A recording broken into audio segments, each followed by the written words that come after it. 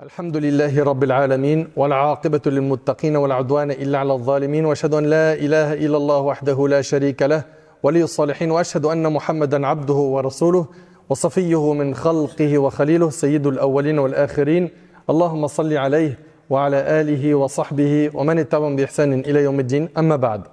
Mes chers frères et sœurs, aujourd'hui avec l'aide d'Allah Tabarak wa Ta'ala, on va parler d'un fléau qui est celui de persister dans la désobéissance. Persister dans le haram. Nombreux sont ceux et celles qui se sont fait piéger par Shaitan, par le diable. Et ils sont accros à certains péchés. Et ils savent que c'est nuisible, que c'est mauvais pour le cœur, que les péchés ont des conséquences douloureuses sur terre et dans l'au-delà. Mais jusqu'à maintenant, ils sont scotchés à ces péchés. Ils n'arrivent pas à s'en détacher. Et persister dans le haram, c'est gravissime. Notre bien-aimé Muhammad sallallahu alayhi wa sallam, dans le hadith de Abdullah ibn Amr ibn al-As radiyallahu anhu an jami' as-sahaba, le hadith il est rapporté par l'imam Ahmad dans le Musnad. Il a dit alayhi salatu wassalam, malheur à ceux qui persistent à commettre le péché en connaissance de cause. Le mot en arabe, c'est al-wail, qui a été traduit par malheur. Et vous savez, c'est quoi le sens du terme wail en arabe? Cheikh al-Uthaymin, rahimahullah, il dit que ce terme a deux sens. Un, c'est un fleuve en enfer. Donc réécoute le hadith. Wailun à ceux qui persistent à commettre le péché en connaissance de cause. Donc il y a un fleuve en enfer qui attend ces gens-là. Ceux qui persistent, ils savent que c'est haram, mais ils continuent. Tu veux finir en enfer, mon frère? Ma soeur, tu veux finir fi jahannam? Et le deuxième sens du mot wail, c'est que c'est une menace. Wa'id shadid li haoula. Ces gens-là sont sévèrement menacés dans ce texte parce qu'ils persistent dans le péché. Subhanallah. Donc c'est soit un fleuve en enfer, soit une grande menace qui est dédiée à ces gens-là qui commettent le péché en connaissance de cause et y persistent. Mes chers frères, mes chères sœurs, on se met d'accord sur une chose. Personne parmi nous ne fait pas de péché. On en fait tous. Mais le musulman, quand il fait un péché, qu'est-ce qu'il fait? Il se hâte de demander pardon, de se repentir. Il se presse de corriger le tir. L'imam al-Tirmidhi, rahimahullah, il rapporte dans le hadith de Anas ibn Malik, le prophète a dit, tous les fils d'Adam sont pécheurs et les meilleurs des pécheurs sont ceux qui se repentent. Et c'est rapporté par Ibn Majah. Et lorsqu'Allah Tabarak wa Ta'ala a décrit les croyants, les véridiques dans le Coran, il n'a pas dit qu'ils ne font pas de péché. Car il est impossible qu'un être humain ne fasse pas de péché. Mais les croyants, ils ont comme qualité que lorsqu'ils font un péché, tout de suite, ils cherchent à se racheter auprès d'Allah. Ils demandent pardon pour leurs fautes. Ils se repentent de leurs péchés. Allah Tabarak wa Ta'ala, il dit وَالَّذِينَ إِذَا فَعَلُوا فَحِشَةً أَوْ ظَلَمُوا أَنفُسَهُمْ ذَكَرُوا اللَّهَ فَاسْتَغْفَرُوا لِذُنُوبِهِمْ وَمَنْ يَغْفِرُ الذُّنُوبَ إِلَّا اللَّهُ وَلَمْ يُصِرُّوا عَلَى مَا فَعَلُوا وَهُمْ يَعْلَمُونَ. Ceux qui, après avoir commis une turpitude, ils ont fait un péché, que ce soit la fornication ou autre. Ceux qui, après avoir commis une turpitude et s'être fait tort à eux-mêmes, se souviennent d'Allah. Les croyants, quand ils font un péché, ils se rappellent Allah. J'ai désobéi à Allah, à mon maître. Demandent pardon de leurs péchés. Et qui pardonne les péchés si ce n'est Allah? Et ne persistent pas sur ce qu'ils ont commis alors qu'ils savent. Voilà comment doit être le croyant. Tu n'es pas à l'abri de faire un péché. Le croyant, il fait des péchés. Mais quand il fait un péché, il doit se rappeler d'Allah subhanahu wa ta'ala. Et il doit demander pardon pour son péché il ne persiste pas dans le péché qu'il a fait. Voilà ce qu'Allah Tabaraka wa Ta'ala nous dit ici dans le Coran. Rappelez-vous de la menace du hadith, malheur à ceux qui persistent à commettre le péché en connaissance de cause. Et vous savez, le fait de multiplier les petits péchés les transforme en grands péchés. Il a été rapporté de Omar al-Khattab et d'Ibn Abbas et d'autres, radiyallahu anhum ajma'in, aucun péché majeur ne résiste à la demande de pardon. Tu as fait des grands péchés, tu demandes pardon à Allah subhanahu wa ta'ala, tatoub ilayh, tu te repens, Allah il te le pardonne. Et regardez ce qu'ils disent les pieux prédécesseurs, et aucun péché mineur ne reste tel que si on y persiste. C'est-à-dire quoi? C'est-à-dire que les péchés mineurs, les petits péchés, deviennent des grands péchés quand on persiste à les faire.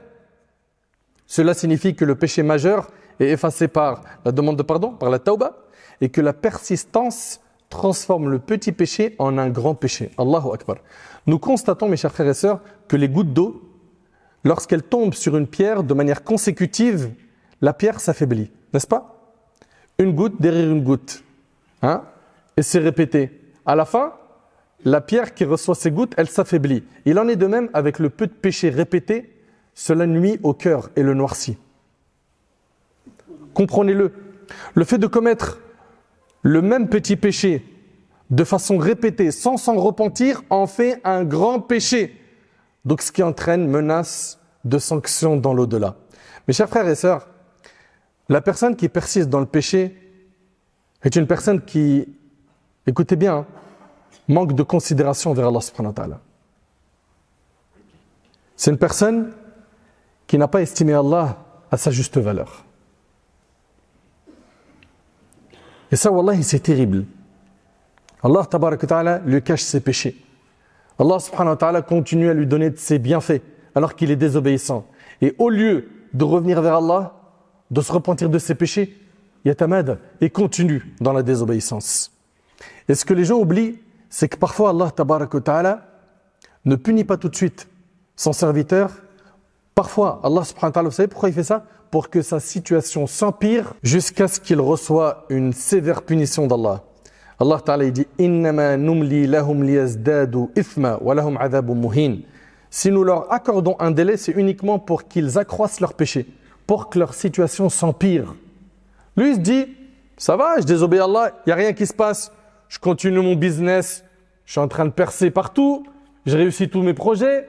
Il ne voit pas en fait le mal. Et en fait, Allah subhanahu wa ta'ala le laisse empirer sa situation. Et regardez, c'est uniquement pour qu'ils accroissent leur péché et un châtiment avilissant leur est réservé. Et à la fin, il sera frappé d'un dur châtiment. Donc faites attention. Et parmi les formes de persistance dans le péché, il y a le fait de se réjouir du péché. Si seulement aujourd'hui, nos frères et nos sœurs s'arrêtaient à ce stade où il est heureux de faire le péché. Non, il l'étale à tout le monde, il le montre sur le net. Hier, j'ai commis la fornication. Il est heureux. Il en parle avec fierté. Il bombe le torse. Hier, on a fait une soirée, je te raconte même pas, drogue, alcool, on voyait flou. Ah, c'était un vrai délire, hein. C'était magnifique. Magnifique. T'imagines si tu meurs dans cette situation? Tu seras ressuscité de la même manière? Subhanallah.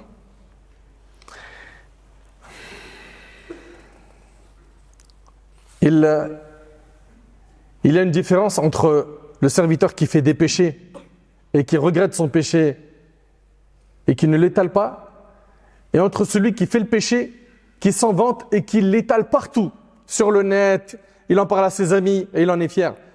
D'après Abu Hurayra radiyallahu anhu, le prophète a dit toute ma communauté peut bénéficier du pardon d'Allah sauf al-mujahirin, ceux qui pêchent en public. Et certes fait partie de la mujahara qu'un homme fasse quelque chose la nuit, puis au matin, alors qu'Allah l'a caché, il dit oh un tel, hier j'ai fait telle et telle chose. Certes il a passé la nuit en étant caché par son Seigneur et le matin il découvre ce que son Seigneur a caché, rapporté par Bukhari Muslim. T'imagines? Le prophète il dit toute ma communauté peut bénéficier du pardon d'Allah, sauf ceux qui pêchent en public. Toi, tu veux pas le pardon d'Allah? Ils prennent trop de risques, ces gens-là. Et vous savez, dans les périodes de troubles, dans les périodes de tentation, comme nous vivons actuellement, ces périodes-là, S'accrocher à la religion, ça a énormément de mérite. S'accrocher au dîn, ça a énormément de mérite. Malheureusement, on a des gens, quand tu vois le mal se propager un peu partout, qu'il y a trop de tentations, qu'est-ce qu'ils ont tendance à faire? Certains, pour ne pas généraliser, ils baissent les bras. Il arrête de faire des efforts pour ne pas tomber dans le haram. Ça y est, il craque et il finit par tomber dans la tentation du péché. Et je me suis retenu, j'ai fait ce que j'ai pu, j'en peux plus. Alors qu'au contraire, c'est quand c'est dur que la récompense elle est immense. Quand c'est dur, la récompense elle est grande auprès d'Allah. Ma'aqal ibn Yasar, radiyallahu anhu, relate que le prophète a dit l'adoration en période de trouble, c'est-à-dire quand c'est dur de s'accrocher à la religion, l'adoration en période de trouble est semblable à une émigration afin de me rejoindre, rapporté par l'imam Muslim. Dans ce hadith, on y voit quoi? Que celui qui va se consacrer à l'adoration d'Allah, qui va s'attacher fermement à la sunna du prophète, celui-là aura la même récompense que celui qui aura émigré vers lui de son vivant. T'imagines? Et le hadith, il est rapporté par Muslim. On félicite donc ceux et celles qui arrivent à tenir dans ces périodes de trouble. Et ceux qui n'arrivent pas, rappelez-vous des récompenses. Que ce bas monde, il est éphémère. Que tôt ou tard, tu vas mourir.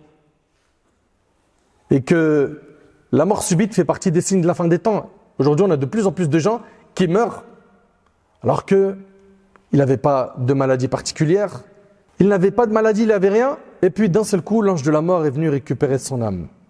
Mon frère, ma sœur, toi qui as été éprouvé par le fait de persister face à une désobéissance en particulier, sache que chaque maladie a son remède. Et le remède de cette maladie spirituelle, celle de l'israr ala al-ma'siyya ala al-dhanb, celle du fait de persister dans le péché, c'est quoi? C'est que tu reviennes vers Allah subhanahu wa ta'ala. Reviens vers lui, plains-toi à Allah subhanahu wa ta'ala. Prie, quand tu es prosterné, confie-toi à Allah. Ya Allah, ce péché-là, j'arrive pas à m'en débarrasser. Demande à Allah tabarak wa ta'ala de te donner la force de pouvoir te débarrasser de ce péché. Rappelle-toi que le fait de persister dans le péché, ça va t'éliminer la baraka de ta vie. Tu n'auras plus la bénédiction d'Allah dans ta vie.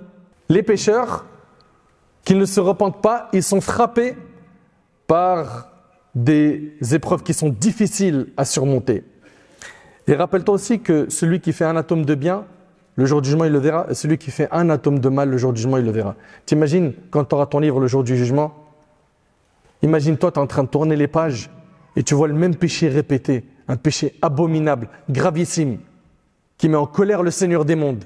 Et tu es là, tu es en train de regarder et tu regrettes. Mais le regret, ce jour-là, il ne sera plus utile. C'est terminé, c'est trop tard. Donc reviens vers Allah subhanahu wa ta'ala. Et rappelle-toi que le prophète a dit « Malheur à ceux qui persistent à commettre le péché en connaissance de cause ». Qu'il y a une sévère menace dans ce texte. Qu'il y a un fleuve en enfer dédié à ces personnes. Et dans le cas, et c'est avec ça que je termine, où tu as fait des péchés, petits ou grands, et que tu t'es repenti du péché, et que tu es retombé dedans, et que tu t'es repenti de nouveau. Ça veut dire quoi un repentir? Un repentir sincère, c'est le regret sincère du cœur. Vous entendez? Je regrette, ça me brûle le cœur quand j'y pense.